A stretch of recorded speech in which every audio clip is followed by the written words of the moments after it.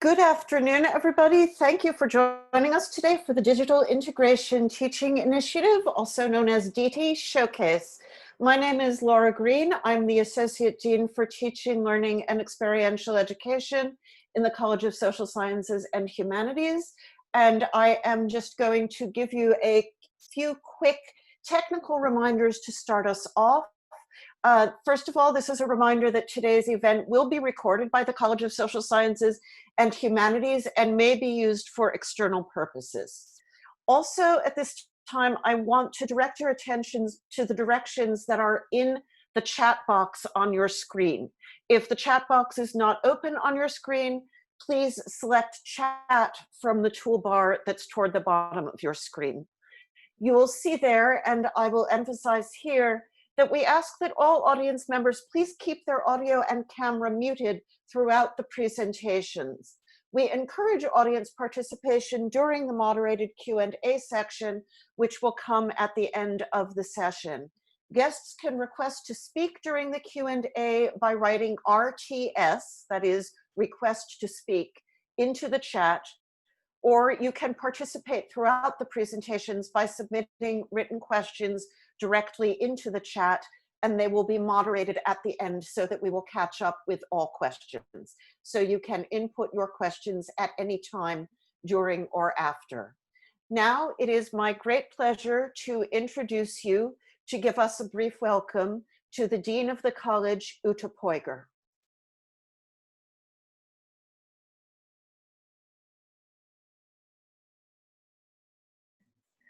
Unmuting would be a good idea, wouldn't it? Thank you, Laura, and a warm welcome to all of you who are joining us once again in our COVID-19 informed format, and that means Zoom for us. I have to say that I'm really grateful for all the work that you are doing. So much work going on right now in the research space, in the teaching space, with so many students taking classes with us, as well as in the spaces where we are preparing for an as yet to be fully shaped fall semester as well. I think most of you probably know this, but the digital teaching digital integration teaching initiative, I shouldn't really know this one, has been something that I think has been a really proud development for the college. The integration initiative is going into its third year, and partially this showcase is designed to show lots of the good work that has been accomplished in the initiative, but also to remind all of you colleagues that the initiative remains live and well while we are in our virtual worlds, and also is planning already on supporting many courses into the fall. The initiative really flowed from one of the key components of our experiential liberal arts model, and that is this commitment to integrate technology, to integrate ethical thinking about technology, but also to integrate new technologies and computational tools into the thinking in the humanities and social sciences and in policy work. And in that context, I think we've seen really a lot of interesting projects that have been built in order to go into courses that do not already shout out their digital commitments via their title.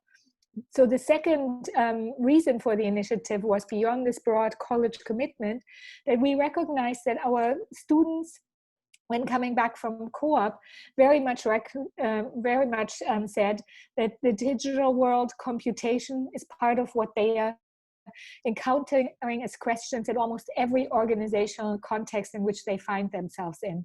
And after co-op, they seem to be more willing to expose themselves to the kinds of courses that we offered that directly speak to that.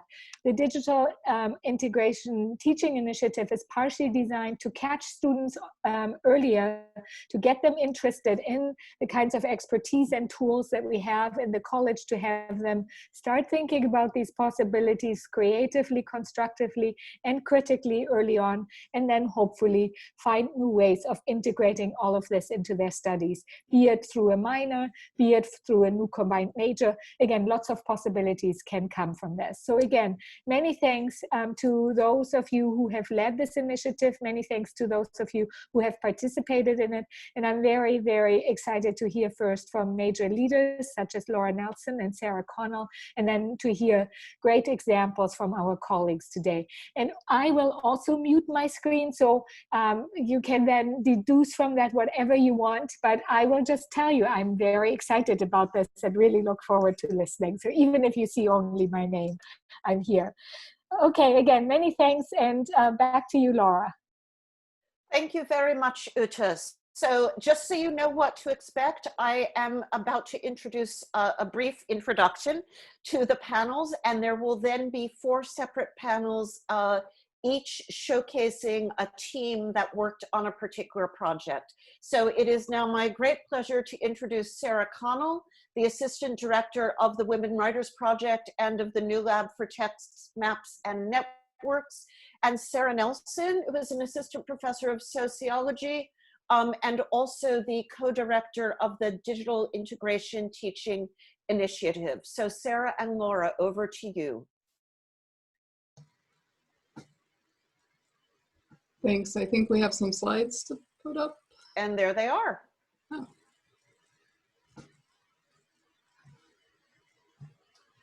You can't see the slides, Laura? I don't see the slides. We can see them. So if you just all right, sort of say slide when you need to change, sure. Gabby should be able to change the slide. I'll do my best there. So on the wide digital teaching integration slide, so Dean Poiger. Sorry, Gabby, can you advance the slide, please? Thanks. I don't know why I can't see it. So Dean Poiger really did the heavy lifting of introducing this initiative. So we believe digital skills, computing across the curriculum, similar to writing across the curriculum, is needed now because basic computer literacy is not currently being taught, even to computer scientists. We just assume students will come in knowing basic computer stuff. Even though these literacies or these skills are central to most professions, even from the social sciences and humanities. So we believe that teaching these skills is going to be most effective and relevant if it's directly integrated into the substantive interests that our students have. So rather than sending them to a required breadth course or over to computer science to learn these skills, we think it's most effective if we bring the skills into the classes that they're already taking. So if you can go to the next slide. Our modules consist of teaching students to be critical, ethical, and responsible consumers and users of digital tools. So you can read the full module definition on our website, but really it's a well-rounded, it's not just teaching the skills, it's also teaching them to be ethical consumers of it. If you go to the next slide, what we consider digital skills is really broad. So don't think Python, don't think programming, think really broad for our digital skills. And the point of the showcase today is to show you the breadth of the digital skills we teach. So any class you're teaching, regardless of substance, we can find a digital skill to integrate into your course if you're interested. Go ahead, Sarah. All right, this is the part where I get to wow you with bar charts here. So we don't want to belabor this point too much, but the thing that we would really hope that you can take from this slide is that the DITI has been growing since the very first moment we opened our doors up in fall of 2018. And that growth has been in the number of faculty partners that we've been working with, but also, and I think more importantly, in the number of course sections that we've worked on and the number of class visits that we've done. It's really important to us that we have these much richer, more sustained partnerships where we're coming to classes more than once and working very kind of rigorously and intensively with students and faculty to make sure that the materials that we are teaching are really thoroughly integrated into the course's learning goals.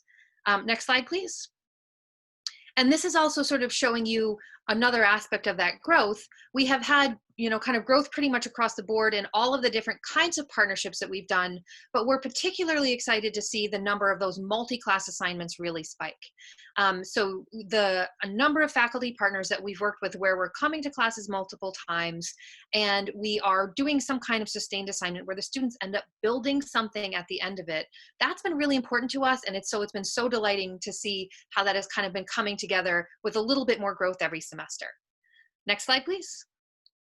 And so that's sort of what we've been doing, and you'll get to see a lot more about what we've been doing in a moment now. In terms of what's next, one of the important things that we want to work on is continuing that focus on sustained, rich assignments. So that means that we need to build out the scaffolding that we're able to offer faculty and students so that they can take on these more complex, more rigorous projects. And to help make that possible, we are building this summer a whole set of resources, including tutorial videos, data sets, walkthroughs, all sorts of handouts, definitions, basically things that will provide this whole kind of umbrella of materials that can be used in all sorts of different partnerships at many different levels. We also want to make sure that our materials are as accessible as possible. It's important to us that any student at Northeastern can do one of these partnerships, even if they don't have a laptop, even if their laptop is so old they can't download anything else on it anymore.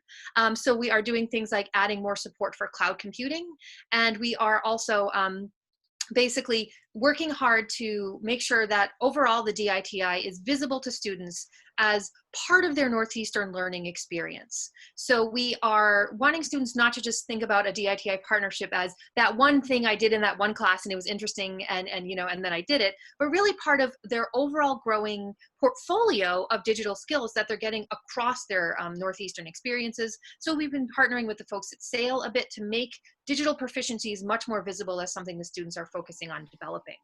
If this seems interesting, we do have some other modules that you could absolutely check out apart from the ones that we'll be discussing today. They're all up in our GitHub repository and I provided a link for that. And then you can also just check our website out. There's all sorts of materials there. And on the last slide, I'll just close by saying, next slide, please. Laura and I would be so delighted to hear from any of you if you do think that this is interesting. So our my contact information is there on the bottom, and our website is there as well. So please do let us know. And now you're going to get to see some of the partnerships that we've been discussing. Thank you. Thank you very much, Sarah and Laura, for that overview. And I am now going to introduce the first panel. You will notice, by the way, that it's almost a requirement that your name be Laura in order to participate in today's events, because I am going to introduce you to a third Laura. So for our first presentation, which is about building with WordPress, you will be hearing from Erica Beckler, Associate Professor of English, Sarah Connell, whom you were just introduced to, and Laura Johnson, a PhD candidate in the Department of English and a former Digital Integration Technology Initiative Fellow. So, Team 1, please take it away. Hi, thank you, Laura, for inviting me to share with you this particular assignment. Again, I'm Erica Beckler, and I was hired as the department Shakespearean, and I teach Shakespeare in every course. I want to express my gratitude to Sarah Connell and Laura Johnson for this really fruitful collaboration. And I developed this assignment with them because I'm interested in the history of books and the history of textual editing. And I wanted to find a way for students to do a meaningful hands-on exercise using the concepts that I've been teaching in class. So I'm going to show you the project that I was working on, if I can find it. Only it seems to have disappeared from my screen. Here it is. Okay, so this is called Cockadame and Shakespeare. And is it possible to make it any bigger, Erica? It may not be, and that's fine. I'm just asking. Did that do anything? That's great. We can make it bigger by sliding the screen. I don't see where to do that though. That's great. Okay. So this isn't actually the landing page, but it's weird. Let me. Okay.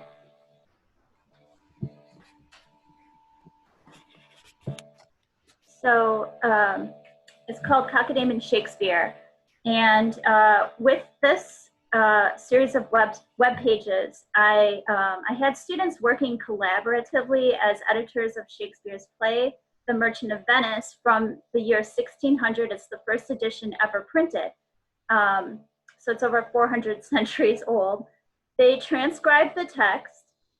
They provided commentary on keywords. Just pop into one to show you.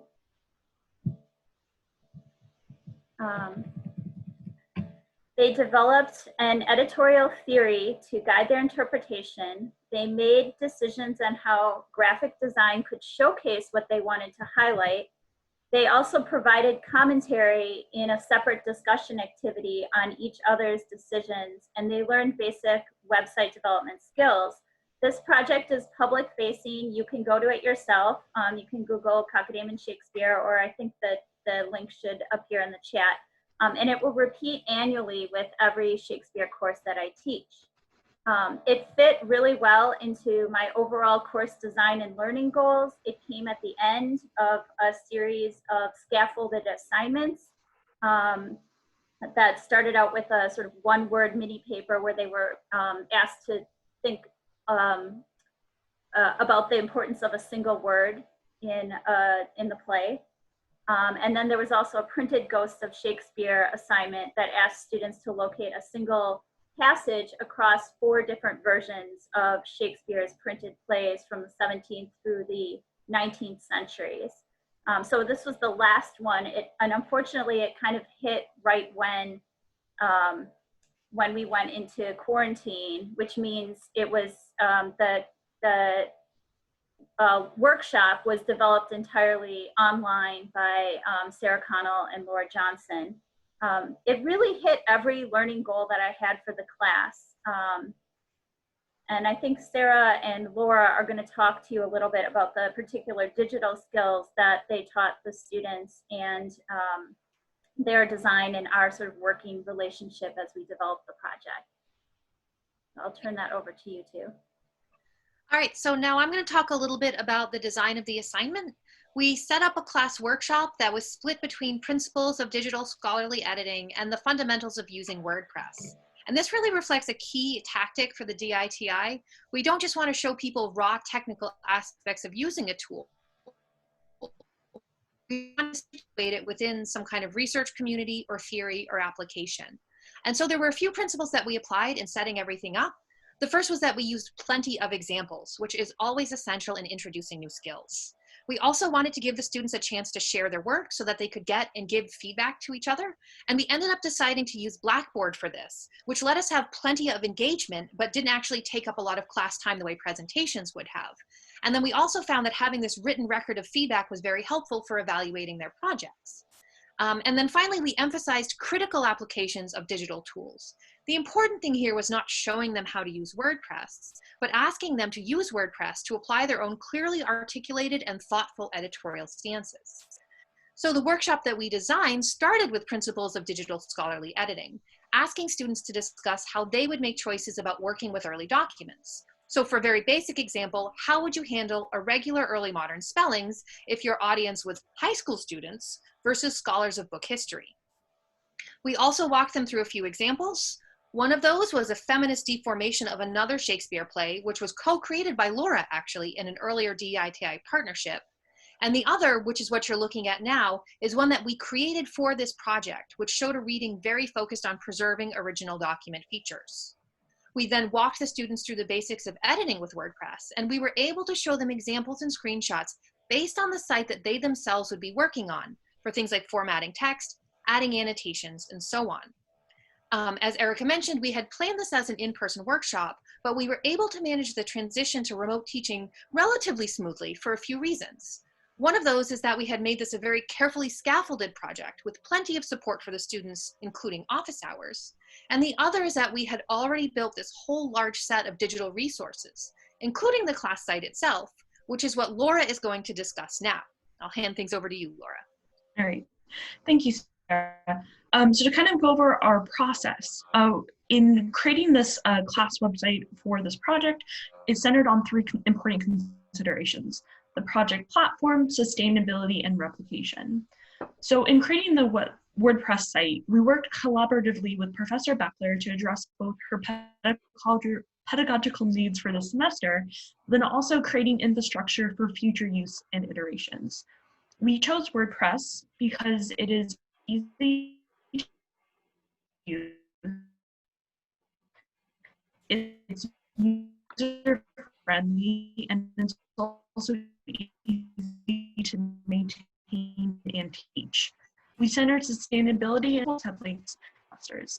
So after building the main navigation for the website, we formatted the structure of individual student pages, making sure we provided many examples like the one we're seeing right now. However, on the back end, we also used templates that can be duplicated for each group that we had set up before each time. So here's a brief overview of the layout. So each page includes a title for the play and the page number. Then there's a space for the editorial statement where, as Professor Beckler said, each group would declare their editorial approach to transcription. Then there's a side-by-side image of the original text from the Boston Public Library and the text using the text editor of the student's transcription, where they can use highlighting, color, and fonts to indicate different patterns that they see. Next, at the bottom, there's a section for attribution and citation, both to the original text from the Boston Public Library, but then also for each individual student page. We wanted to make sure that as a project site, their labor was both visible and attributed to them as well. And the bottom of the page after that is a section for their annotations, which is used by a footnote plugin that generates it automatically, where they can add notes to anything that they mark in the play. So throughout this process, we worked on creating the infrastructure both on what you see on the front end and in the back end. So students could maximize their time in class by having templates already set up that they would just need to figure out how to integrate their work into. And also in ways that are both replicative, it can be replicated for future iterations of this project as it's being built beyond just the semester. So now we're going to take a look at some examples of student work. I'm going to turn it back over to you, Professor Beckler. Thanks, Laura. So I wanted to show you this particular page because I was really excited about how it captured performance dynamics, something that often reading, especially reading the early modern version, is very hard to capture. So they used, if you read through their editorial note, you'll see that the color coding allows you to see who characters are responding to in their speeches. And the colors have also been thoughtfully selected so as to highlight relationships between the characters as being warm or complementary or even homoerotic. The play does concentrate a lot of energy on male, homosocial, and even homoerotic relationships, and this page also engages with those dynamics. So I'll just let you kind of look through what that looks like on the page, and I think they did a great job also of formatting it. I'm not sure how much you can actually see of their formatting of the right side of the page. But they tried to lay out the page in such a way that you could also envision those relationships as they might be appearing on the stage. And again, the complementary colors between Bassanio and Antonio are meant to show a kind of homoerotic overtones to their conversations. I love also how this page pointed to some of the unusual features that appear in early modern books that do not appear in contemporary books. So they were also engaged with a lot of the paratextual features that appear in those books. For example, here's a catchword at the bottom of the page. It's a word that then they glossed to describe the ways in which that conversation will continue on the following page. All right, I've been thinking about what I would do differently if I could do this, when I do this project again with the next class. And I felt like there were a few things that needed improvement. One, I think I needed to provide more explicit models for the editorial notes. There was a lot of variation in what students have and the kinds of quality that appeared. I would encourage students to take more risks with their formatting, get more creative, and again, that might be just simply providing more examples to show the range. I would like to review and discuss the pages with the whole class. So once we've gone into sharing on Blackboard, which I'm showing you an example of the Blackboard conversation about these pages. Once we've done that, I would have liked to have a little bit of a conversation with the whole class about it. We also talk a lot in the class about race, gender, sexuality, ableism, ethnicity, environmentalism, and class. And a lot of students commented on these features. However, I would like to find a way to make those conversations more explicit in students' work. And there were two things that the pandemic really affected. One is that we were scheduled to see a local performance of this play, and were never able to.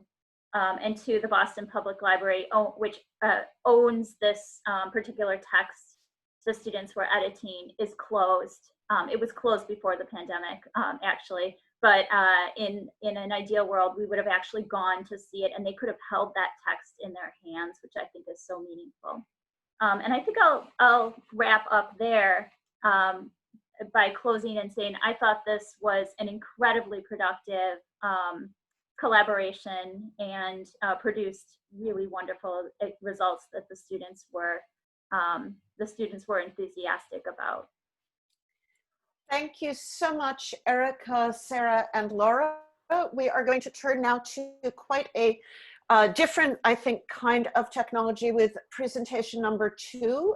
Before I do that, I just want to correct something I said when introducing Laura Johnson, whose correct title should have been former New Lab Coordinator. So Laura, I apologize for that. That was such a beautiful website. And now we are going to turn to resilient cities using text analysis. And I would like to introduce Daniel Aldrich, Professor of Political Science and of Public Policy and Urban Affairs, and the Director of the Master's Program in Security and Resilience, along with Garrett Morrow, a PhD candidate in the Department of Political Science and a former DITI Research Fellow. So Daniel and Garrett, take it away.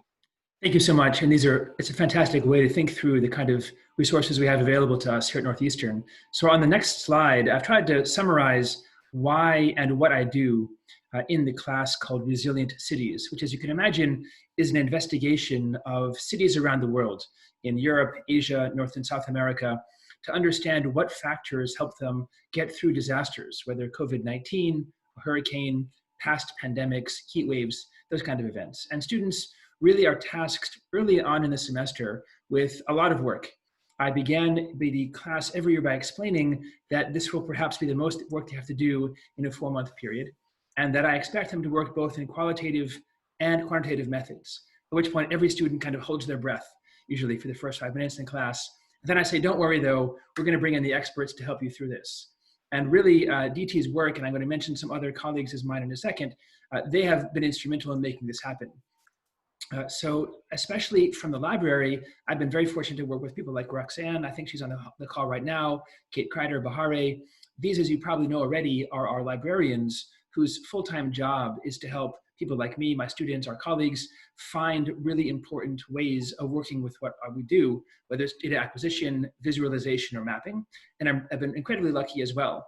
First of all, Professor Nelson herself came to my class early on. Garrett Morrow, who's speaking next, came and is now one of the presenters. So I've had an incredible array of people come into my students and explain in very in-depth and active interactive sessions exactly what they can do in the course of just 4 months, whether it's with text analysis, data analysis, mapping, or regression. And I'm really agnostic as to the ton of tools they develop. I tell them that for every problem, there should be multiple tools that you can use. So most students come out of this, some of them use this, as we mentioned earlier, taking risks. A lot of them do really amazing things I'll show you in 1 second. But over the course of the semester, I try to build in milestones. So rather than asking the students on day 1 to write the paper, and then coming back in early May and saying, where is it? In fact, almost every week and a half or so over the semester, we take a break during class time to work either in pairs, in groups, or with me to get feedback on that paper, along with scheduling time with people like Professor Nelson, Garrett, Roxanne, and so forth. So if you go to the next slide, I just want to give you 2 examples that I have in my mind, actually, from 2 very different students with very different backgrounds. On the left was from a master's degree candidate, actually, this is from Santiago, who began with a recognition that he wanted to work with Medellin from his home country, and wanted to study there precisely how suicide and homicide rates varied across that city. And he spent a lot of time doing a lot of work digging up really interesting qualitative studies that had been done already on why the murder rate has not only changed within the city, but changed over time. And this is one of the maps I found from his project, his final project, which investigated what factors were present in the communities. And he found, really interestingly enough, that the concentration of NGOs and civil society groups was a big factor in reducing the homicide rates in those, I believe there are 16 communities within Medellin. On the right is work from actually Courtney Page Tan, now assistant professor at Embry-Riddle in Florida. And she wanted to study how Boston had handled snowfall here, and especially what's curious, the interactions between snowfall vulnerability, especially among the elderly, people without cars, and communities of color, and also resilient outcomes. How able were they to get their jobs done or the medicines delivered on time? And so Courtney also used, as did Santiago, skills they hadn't had before to build these kind of maps and studies. So for me, the lesson was, oftentimes I think I've been afraid to push my students to try new things. I always figured we have so much content already to work with. But I've really found, thanks to the NU lab, thanks to our librarians like Roxanne and Kate and Bahare, we have an incredible resource that students really will use. If I made it very clear early on, I'm not going back on this idea of qualitative and quantitative methods. One student saw that I was serious. I think actually asked Garrett to come back and speak about his paper, even beyond lecturing, to show students could see it's possible to do. Students really jump into it with both feet. And by the way, this also works for undergraduate classes. I've tried this with my environmental politics class as well. So I know that Garrett's going to go next to talk about what he actually did in my class, but I think for me, the message was, it is possible to ask students to take seriously the idea that these toolkits they might normally try of their own volition can be quite exciting and quite useful. I know, of course, Garrett has gone on now to become a DT colleague, but also, in fact, I believe that Courtney's work now as an assistant professor involves mapping as well. So really impressive work from my colleagues. Hi, everyone. Thank you, Daniel, and thank you, Laura Nelson and Sarah Connell, for your work with DITI. And thank you, Laura Green, for inviting me to participate in this showcase. It was a pleasure to be part of the DITI team when I was with them, and I'm happy to be back to talk about some of the modules that I helped develop. So I took Daniel's Resiliency course a few semesters ago, which was actually before DITI was formed. But as he said, he's always encouraged mixed methods approach and encourages students to really expand the research toolkit, which has really helped me in my academic career since then. So when I took the class, he had invited Roxanne and Bahari to the class. And so by the end of the semester, I was using GIS in my final project, even though I had never used the software before starting the class. And so now he's partnering with DITI, and one such partnership is computational text analysis. So on the next slide, computational text analysis is a way to analyze textual data from a variety of sources and discover patterns in text that we may not be aware of by simply reading it. Text analysis is particularly useful for large corpora, especially where traditional content analysis methods may be insufficient for the research question or infeasible technically due to the size and number of documents. So you can think of trying to analyze thousands of documents or even millions of tweets, and you can get a sense of what computational text analysis can do. Furthermore, computational text analysis provides another method for approaching discourse beyond qualitative methods. In the basic module DITI uses, there are two platforms primarily that we use, and it's Lexos and Voyant, though DITI can partner with faculty to develop more advanced Python-based modules if that is what you're interested in. So next slide. Lexos is a browser-based tool for text analysis, though you can download the software and run it locally, which really helps for large corpora where the Lexos server load can be pretty high. Lexos produces a variety of attractive text analysis visualizations and analyses. It is also easy to use with a relatively small learning curve, which is great for how much it can do. Similar to Lexos, Voyant is a web-based tool for text analysis. It can be used as an alternative or a complement to Lexos. Though Lexos has better exporting and cleaning tools. In addition to teaching students these platforms, we teach them the basics of computational text analysis, like data cleaning, and what it means for a computer to actually read a text. So they can take these skills to more advanced methods, like using Python or R for text analysis, should the students want to continue using text analysis in their future research or careers. Next slide, please. So as an example, I use computational text analysis in my own research, including this project that was looking at resilient cities documents from cities around the world from the unfortunately now defunct the 100 Resilient Cities Initiative by the Rockefeller Foundation. So coming into these documents, some of my research questions were, how are different cities defining resilience in their own context? Are the resilience documents affecting municipal spending priorities? And a new research question, is there a relationship between the cities that discuss public health priorities and coronavirus outcomes? So in my work, I combine data from text analysis with outside data to answer larger resilience questions. Next slide, please. So in our computational text analysis module, we show how to go from the basics of finding and even web scraping textual data to importing and cleaning the data to producing visualizations and analyses. These are some of the example outputs from my own resilient city analysis. The top left is a word cloud. We've all seen similar things, but it's a word cloud of the entire corpus. But we can also get word clouds for individual documents to compare cities. The bottom left is a document comparison dendrogram, which shows how similar the different documents are in terms of word choice. The bottom right is what Lexos calls a rolling window that shows the use of words over time, over the course of the document. This is less useful for the resilience documents, but it may be more useful for a narrative work like a novel, or potentially over time if you combine a lot of text into one large document to trace words over a period of time. The top right is a top words output that shows the different bigrams, or two words that appear together, that appear more frequently in the document when compared with the corpus. So we can see here that the city of Pune in India discusses characteristics like air quality, waste management, civil society, and water supply as part of the resilience document, indicating some of the resilience priorities that might be in that city. And these are just a few of the potential things that I can do with Lexos, but it gives a good sample of how powerful the platform is.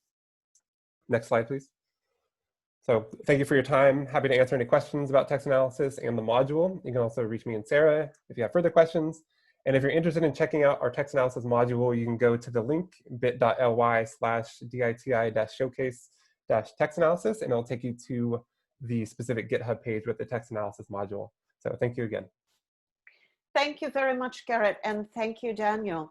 And I just want to remind people we are now just about halfway through our presentation. So if you do have questions that are coming up for you as you listen, feel free to put them into the chat, or you can hold them to the end, whichever you prefer. So now for presentation number 3, we're going to see another kind of analytical tool, which is called NVivo. And actually, Garrett will be remaining with us, so I don't have to introduce him again, but I will introduce as the other speaker for this panel, Simon Singer, who is Professor of Criminology and Criminal Justice. So Garrett, are you starting us off, or? I am, and then I'll Great. Hi, Barry. Simon. I mean, we want to limit his speaking time, you know, give him a little break. So I've been teaching capstone for a little too long and trying to figure out the best way to do it. It's a required course for now. And I've settled on basically a thesis model, and they can pick what they wish to do as long as it relates to something to do with crime and justice. So it's pretty open, and it's also very structured in that they have specific timelines in terms of proposal, literature review, which I review, and findings, and then a draft. I think, well, first, thanks to Laura Nelson for a couple of years ago giving a talk to our faculty about digital integration and this office. And that brought the idea of a tool that I've been using in my own qualitative turn in research, and that involves analyzing parole board hearings. I won't go into that, but I've been using NVivo. And it occurred to me that might be a tool that the students can use as well. And I think it worked out quite well for about half the student population. And that turns out to be the the half that takes the opportunity to do a paper very seriously, and also has professional school, graduate school, law school in mind. So they're really quite motivated. And then another part of the class, less so. I did not make it an absolute requirement in terms of using it for their papers. But those students who did use it, a good proportion, I'd say 25%, got a lot out of it. And that was the proportion. And I do encourage a bit of field work. So you can use NVivo, as I do, for organizing your literature review, if you're thinking in terms of your literature review about certain concepts. And NVivo, in fact, has some videos in that regards. And then, of course, in terms of findings, and as I mentioned, I do encourage primary field work and interview, text analysis. There's a variety of ways. I try to illustrate it through my own research.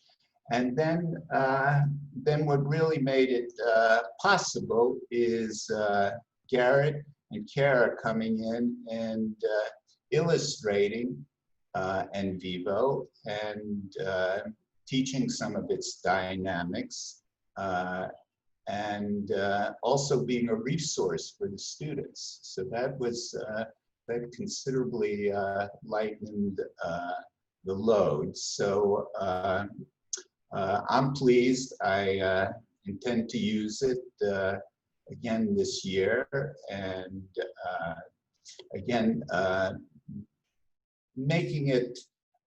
I also have Roxanne coming in, and I'll also be extending the digital platform to a reference managing system and EndNote.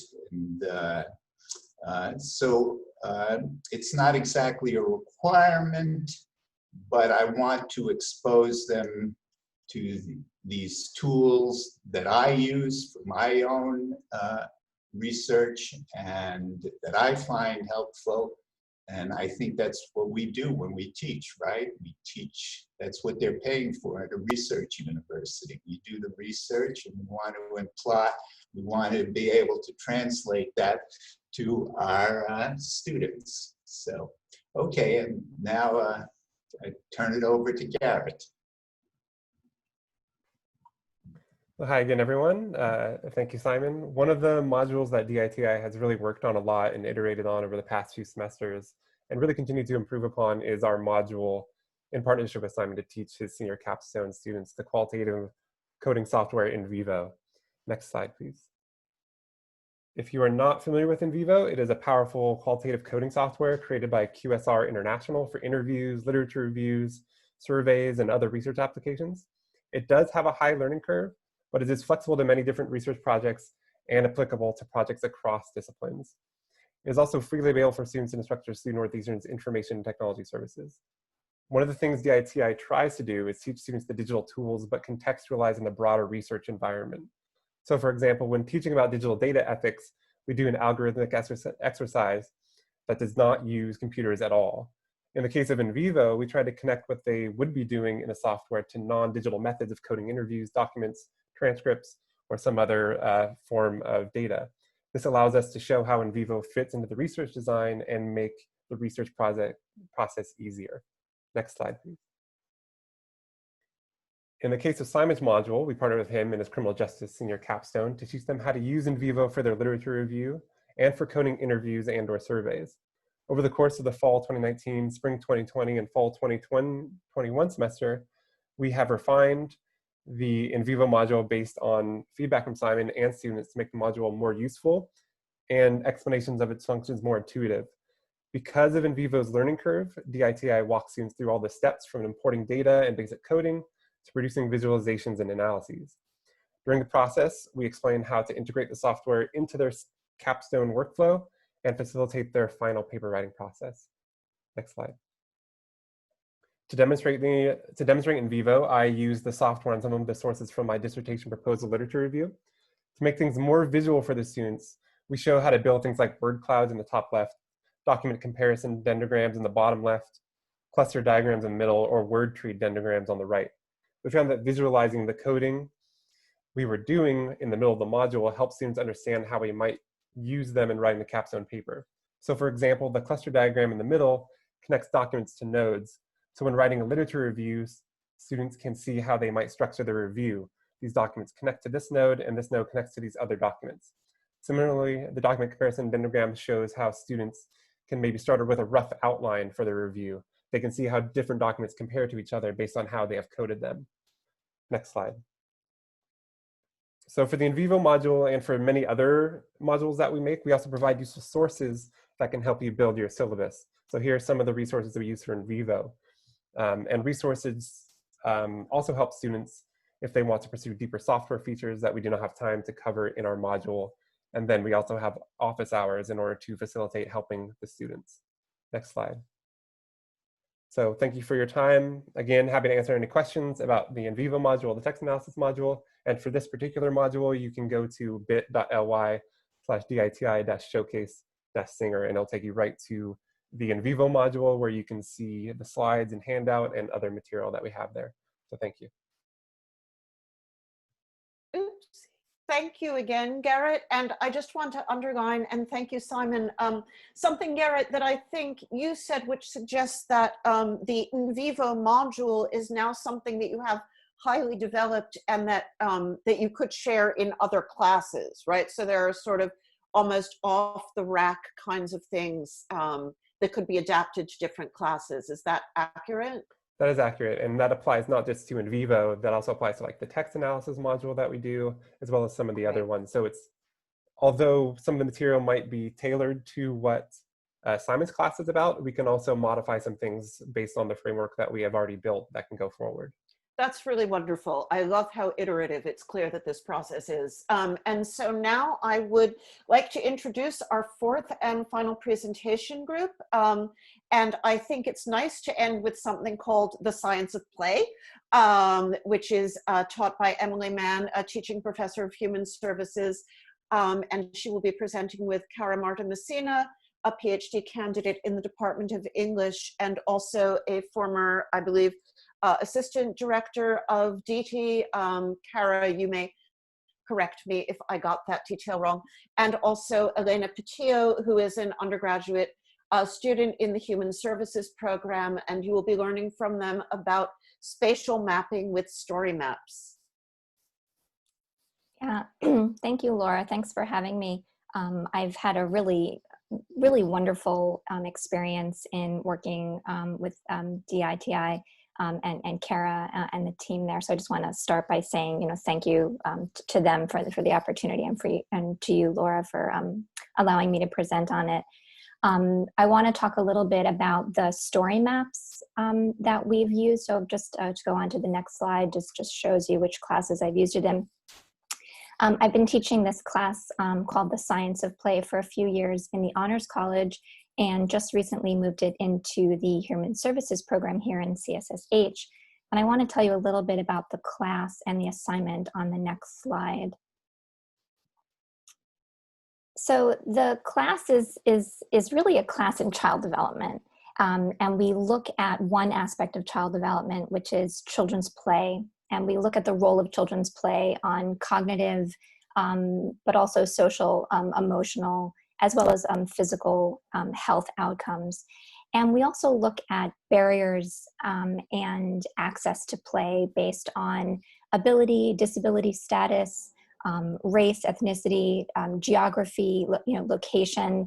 There's some really interesting research that has shown that children who are living in more urban areas, children who are going to lower income schools, have less access to play. And so if play is important, and if play is an aspect that builds children's development, social, emotional, cognitive development, play can really be seen as an issue of inequality. And so one of the things I used to have students do before the Story Maps project is they would do walking tours of Boston. This is when we could walk around Boston just whenever we wanted to.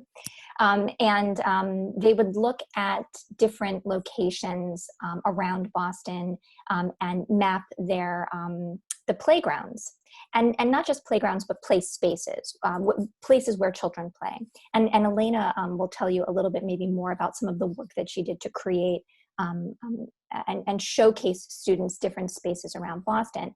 What actually came up this particular semester, as I've been running this class as an online summer 1 class, is that students are doing this mapping, reflecting on the Boston area, but also looking at their own hometowns and their own communities and the kinds of play structures and playgrounds that are available in their own backyards.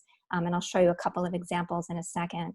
But I think that gives you just a little bit of background on the kind of assignment that I was developing and the way in which Cara and her team came in to help support this project. So I think, Cara, maybe I just can turn it over to you for now. Great. Thank you so much, Emily. I'm Cara Marta Messina, and Laura Green, you got my position right. I was the former assistant director of the Digital Integration Teaching Initiative. Next slide, please. Thank you. So just to talk a little bit about the process, I know a few of us have talked a little bit about what the process looks like, but first we had an initial meeting with Emily, I guess a year and a half ago for her summer course. She told us a little bit about what her assignment goals were, what her students have already been doing. And we talked based on those goals and based on what her students were already doing, we talked about what digital proficiencies might be most useful, which is how we came up with NightLab Story Map software. And then for those of you who are not familiar with NightLab Story Map software, we'll look a little bit at some examples later of what it looks like, but it's a really user-friendly platform to use maps to tell a story and to sort of follow a journey. And this was great because Emily's students were walking around and collecting photos and sort of writing about these different areas and different playgrounds. So it was like a perfect opportunity to really merge these tools. And what's really great about story maps is it's a method of digital storytelling that brings together a bunch of different types of media, obviously mapping, but also images and videos, textual data. You can include things like tweets if you want, and audio and all that. Next slide, please. So for the class preparation, what we do with every single class that we work with is create on our GitHub page, which Sarah Connell just posted in the chat, a website that contains all the resources that we make for each individual class. Things like handouts, slides, any data that might be used. This is sort of a nice little screenshot of what the resources section looks like in the GitHub website, and Molly Nebbiolo co-created these. Just want to give her a shout out since she had helped out with these. Next slide, please. Thank you. So what we did in the actual class is first we of course introduced what NightLab Story Map is, including sort of an explanation of how the tool works. So for example, something simple as how it syncs to Google Maps. NightLab Story Maps, if you enter in addresses, it'll take you to the exact location, but if you enter in something like a restaurant name, Story Maps does not recognize restaurant names, so you need to know the exact address. You can also sort of move around the location marker if you need to. It also gave us a chance to talk about things like how maps are sort of representative and a subjective representative, right? Especially with story maps that sort of has these like watercolor maps or these other different types of map visualizations. And finally, it gives a chance to talk about where sort of data lives and where these sort of maps live.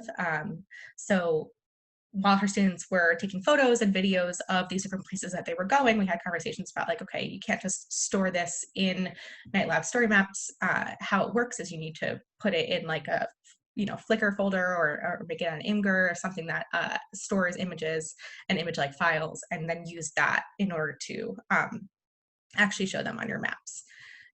And then the second half of the workshop is we provided time for students to actually make the maps themselves, either using the sample data we created and provided if they don't have their own data, or if they did start collecting sort of data and pictures and all that, make their own map that way. And that image is just an example of what one of our slides looks like. that breaks down the anatomy of the map. Next slide, please. And I think I'm turning it over to Elena now. Hi everyone, my name is Elena and I am a senior graduating with a degree in Human Services this summer. I have been Emily Mann's TA for the past 2 years for the Science of Play course, and going into summer 2019, Professor Mann expressed her excitement to be working on developing this project with DITI to really bring it forward from the previous years into a more digitally expressive way. And my role was to create this walking tour that the class would take throughout the South End and Back Bay to different playgrounds and preschools that I had previous connections to through my co-op and service learning experiences, but also really align course content. So things we've been talking about, such as the types of play, accessibility of play, and the ways in which children use play spaces informally or formally. And so really making sure that those were things that students could pick up on and put within their story maps as well. It was a really unique opportunity to do a walking tour and then really have that walking tour visualized somewhere that could be kept forever. So I thought that that was wonderful. Next slide. Thank you. So this year I am her TA and student, and the something that I was very, very excited about was the opportunity to do this story map assignment with the community scan. Because of the current pandemic, it had to be adjusted. And what I really loved was that the workshop that allowed students to learn about the software was offered through Zoom. And even though I'd been in the previous workshop the year before, this one was just as effective as getting across how to use the software and what types of tools we needed. I always felt very supported in what I was doing. And I have seen the students really create wonderful things, so they must have gotten it as well. So this time around, because I am home in Maryland, I created the walking tour of my own neighborhood and was able to really dive into the history of where I live, but also the ways that children play here. What I didn't recognize is when I was doing this walking tour, taking pictures of my own community, that I would, by transferring it to the story maps, be creating a full story of what kind of the history of my neighborhood, but also the ways in which children play here now. It was probably one of the proudest things I have, and now it's all housed in this website that I can use forever, especially after listening to these presentations. I think it helped me prioritize my like technology skills, which is not something I always was so paying so much attention to. So moving forward, this really has helped me pay more attention to that as well. Next slide. I'm all done. I just wanted to show just a few additional really quick screenshots of some of the work from students from this summer 1 class. You can also see a little bit of the geographic diversity, and you can also just get a sense of what some of the images look like. This one's obviously a little bit cropped because of the title slide, but I think there's just 2 more. I just wanted to really quickly highlight each one, maybe just for a second or two. This one is from a student in Colorado, and she was really interested in recognizing things that she had sort of never really noticed before, including the way that sign language signage was up at a playground. She said she must have walked past that a lot and never really noticed it. The other ways that sort of physical play is accessible or not accessible was also seen on this slide at the North Face Park. And the students do a really nice job to relate back to course themes, to cite research that aligns with class. And you can sort of, maybe you can make that out at the bottom. There's some citations there. And then I think there's one more example. And this is actually back in Boston from a student was interested in some of our content on adventure play and loose parts play right here in our own backyard. I think that's all for me. So I think back to Cara. Yes. With Emily, we actually partnered later on using Audacity in future classes, in I guess previous classes, but future classes from last summer. We've also repurposed NightLab story maps for other courses, including an online course version of the workshop. We also have a video that we've created too that introduces NightLab story maps. So it's been a really great experience. Thank you. Thank you, Cara. Thank you, Emily. And thank you, Elena. I am now going just quickly, without saying any of the very, very many comments and questions that these wonderfully varied presentations have raised for me. I'm going to exercise self-restraint, and I am going to turn things over to the moderator, Sarah Connell, whom you have met previously several times during this set of presentations. And she will be moderating questions. If you would like to speak a question, you can type RTS into the chat. You can type your questions directly into the chat, however you would prefer to do that. So Sarah, may I turn things over to you? Yes, and a couple other notes on asking questions. One is that because we are recording this, if you wanted to ask your question out loud, that would be great, but please do turn your video on if you don't mind being recorded. And also we would ask that everybody introduce themselves before they ask questions. So with that, I think we can turn things over to folks who might have questions. If you want to ask a question, just drop a line in the chat and we can hear from you.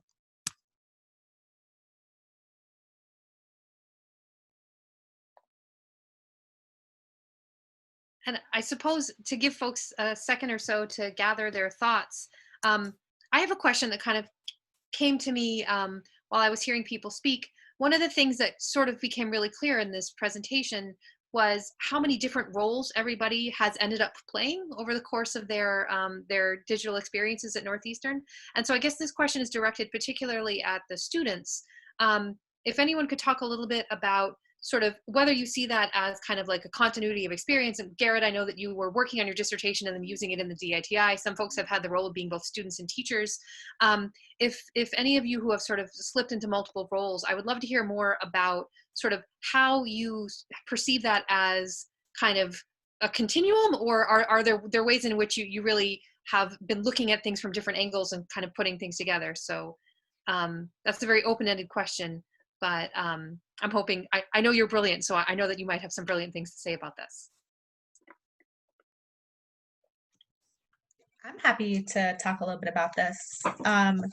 So I am currently working on my dissertation, which is through writing studies and digital humanities, and I am doing a public digital dissertation. So working with DITI has really helped me think a lot about sustainability, about documentation, about public presence, thinking about sort of the types of language I want to use and the types of tools I might want to use to present the research that I've been doing. So, you know, even with DITI, I was introduced to Tableau, which is a great visualization software. And now I've been making sort of these visualizations paired with text. So using sort of these visualizations as a way to tell stories with the data that I've collected. And I've thought quite a bit about sustainability too, in terms of where my data is going to live, how I'm going to sort of analyze and present it. And so working with DITI has really helped me like organize that, you know, have sort of like my nice Google Drive with like my outline, but also sort of the final product. And also it's informed my own teaching. I'm currently teaching an online version of the writing for social media class with the English department. So I've been thinking a lot again about sort of the different content and tools that my class is using to talk to each other. And I actually recently just had a small workshop that was based off of Ryan Cordell's Twitter bot workshop, where I create a small video for my students to follow along if they want to create a Twitter bot for a form of digital activism in social media. So DITI has really helped ground sort of how I want to imagine my classroom and the ways that I want to use tools creatively to think more critically about both digital and IRL spaces. Thank you. So it looks like we have a question from Laura Green, actually mentioning that several people have mentioned Roxanne. And I gather Roxanne is still here in the call. And so Laura, if it's not putting you on the spot too much, Roxanne, was actually hoping to hear a little bit more from you about how you see the library fitting up into the lineup here. Hi, that was a surprise. I am invited by several of our faculty colleagues, as you've heard, specifically Daniel and Simon, and I've worked with them for a number of years. The piece that I usually do is just to go in and try to put a friendly face on the library, explain the variety of services we have. I frequently teach with Bahari and Kate, as you heard, and they're a little bit more in the line of the digital things. They do the visualizations, they do the mapping and so forth. I'm more talking to people about how they can get help from us. I do help with finding data sometimes. I don't necessarily know what to do with it when I have it, but I'm pretty good at tracking it down. And I also help them find background information, whether it's peer-reviewed articles. In the case of Daniel's classes, often it's helping them find websites, reports, things like that that might be helpful in terms of the materials they use finding out about cities. Laura, did that get your question okay? Yes, thank you so much, Roxanne. I just love sort of what a village, you know, this all brings together: the library, graduate students, undergraduate students, faculty. I think that's a really wonderful aspect of it. And I do see that there are some other questions coming in, so I will turn things back to Sarah. And in fact, I'm going to turn things right over to Laura because we're jumping things around a little bit, but I know that Laura wants to give a quick update on our partnership with the library. Laura Nelson, sorry, I have to sorry. Just very quickly, one of the new things we started this semester, and it's really ramping up for the fall semester, is partnering really closely with the library and all the fantastic services they have to offer. So we have a few partnerships coming up in the fall where we'll teach a few of the modules or the classes, and the library will teach a few. So it's a really integrated approach, bringing their skills and our skills together. So we're going forward. We have a much closer relationship with the library going forward. Thank you. And then hopping back up again, Tim has asked whether we have any instructional video clips on how to integrate Audacity sound clips or narrations over a video presentation material from story maps. And I think that I actually have to turn this question over to Cara and Garrett, because you guys worked most intensively on that. Certainly, I would say if we don't have those, that's exactly the sort of thing that we're building this summer. But Cara and Garrett, do you have a sense of what video resources we have along those lines? Cara can speak more about story map, but I can say from my own experience when the school sent everyone home, we had to scramble and record some things for converting modules online. So we have a video of text analysis. We have a digital ethics module that is video recorded. We have a Tableau module that's also video recorded. Yeah, so we don't have any instructional video clips on how to integrate Audacity specifically to story maps, but it can be done if you use Audacity to create and edit audio files and you upload it to SoundCloud. You can actually upload SoundCloud links to story maps and they'll play when you get to each specific slide. I don't think we have a video that has that specifically, but just so you know, it's possible. I think we have time for like maybe one or two more questions. And so going in the order that they came in, I have one from Ollie Ayres at NCH in London asking of Cara, Emily, and Elena, based on your experience, could first-year undergrads cope with learning how to use story maps? I'm thinking particularly of an online-only environment, or is that a stretch too far? I think that it's a really nice tool because it is so easy to use. You know, some of the other presenters talked a little bit about sort of the ramp up of the technology. This one is really pretty intuitive, and you know, Cara and we had an online presentation for summer one this summer that again I thought was very effective and walked through the software really easily. I don't know, Elena, if you want to speak a little bit from a student perspective. Do you think a freshman, a sophomore would have a good experience? Yeah, I definitely do. I think that as someone who is not super technologically adept, the support that was given by DITI was very helpful, but also the software is very, very intuitive. It's uploading pictures, it's finding locations, it's writing in a text box. I think that pretty much any college student has the capacity to use this. Laura Green, I think we're supposed to be wrapping up fairly soonish. Should we turn things over to you now? Sorry, we have about 4 more minutes, and there are a number of interesting questions here, but I would love if someone wanted to address the question about collaboration that came in from Angel. So maybe we could have that question, and then we will wrap up. Does that make sense? Yeah. And yeah? So yeah, sure. this is, yeah. So So this is collaboration. This is from Angel Nieves, who is a new colleague and might want to introduce himself. Sorry, Sarah, I just wasn't sure about the handoff there, but so now I will read the question. Collaboration is also knowledge production and scholarship. Is that work being documented and published about somewhere? So actually, Sarah, this might be a question that you would even have part of the answer to. Yeah. In terms of documentation, absolutely. I think I'm coming out of the background of the Women Writers Project, which is one of the most thorough internal documenting digital humanities projects possibly ever. So that's a perspective that I've very much brought to the DITI. And Cara Messina, who has been so instrumental to all of the work that we've done, did really a magnificent job of setting up our internal documentation.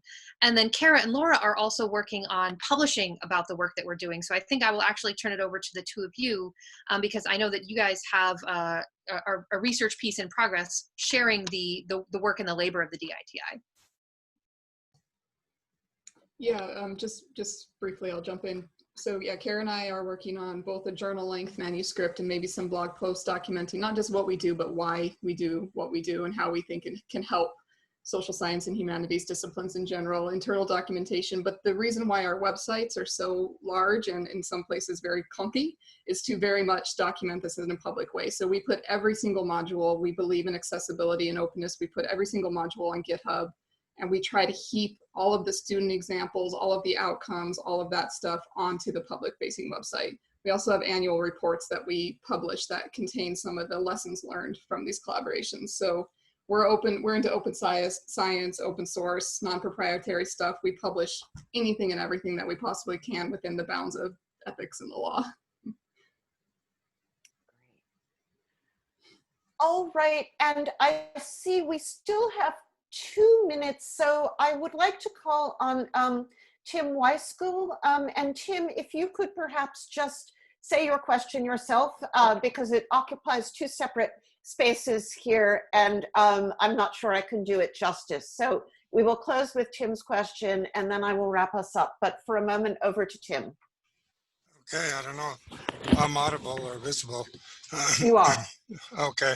In any case, what we're trying to do is develop collaboration across institutions and institutions that have digital assets that could be easily shared between one institution and another simply by connectivity or cross-listing in a common catalog.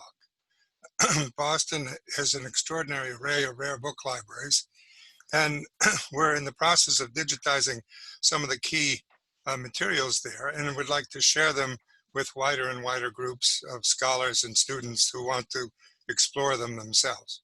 So that's what we're interested in doing in a group called the Africa Map Circle.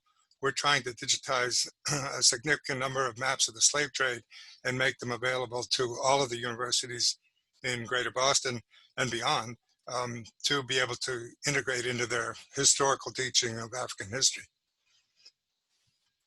Thank you. That sounds wonderful. And I see that you have put some links into the chat. So I am assuming that people can get in touch with you if that is necessary or if they are interested.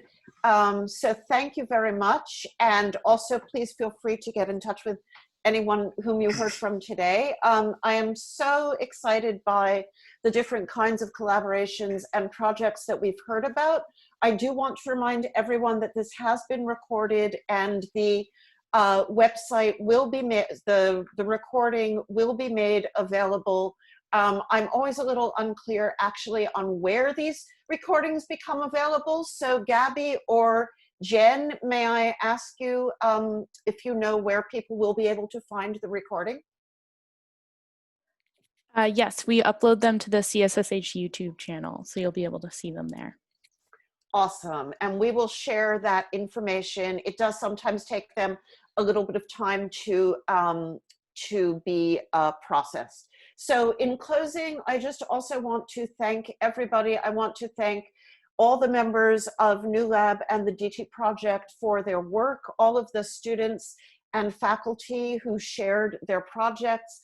I would like to thank the other part of the Dean's office, that is to say our Dean, Ute Pleuger, for the kind of visionary leadership that has supported this project. And I want to encourage everyone on the call who has not already engaged with DITI. I think you will see here that you're really missing some great opportunities. So thanks again, everyone, for being with us today. And thank you also to Gabby and Jen for your excellent hosting of this platform. Have a wonderful rest of the day, everybody.